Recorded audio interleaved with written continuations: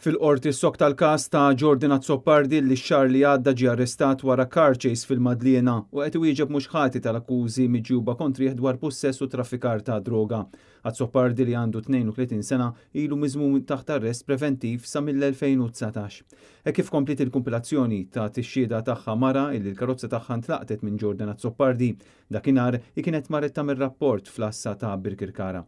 Il-mara kienet mistoqsija jekk tiftakarx il-pjanċi ta' reġistrazzjoni tal-vettura u qalet li ma tiftakarx għax kienet taħt xokk u ma tiftakarx lanqas kif kien jidher ix-xufier. Raġel ieħor li ttella bħala xhud kien imwissi qabel beda x-xhieda tiegħu. Ir-raġel kien assistit mill-avukat Mario Mifsud. Il-prosekuzzjoni mmexxija mill-ispettur Alfredo Mifsud staqsiet lix-xhud dwar il-BMW l-griża ta' Azzopardi u jekk huwa kienx għadu fil-pussess tagħha, minn fejn kien ġab il-karozza u fuq min kienet irreġistrata.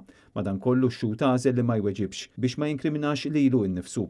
Fil-qorti ħareġ ukoll illi l-BMW ta' Jordan Azzopardi kienet reġistrata fuq terza persuna u l-liċenzja ta' triq tagħha kienet skaduta.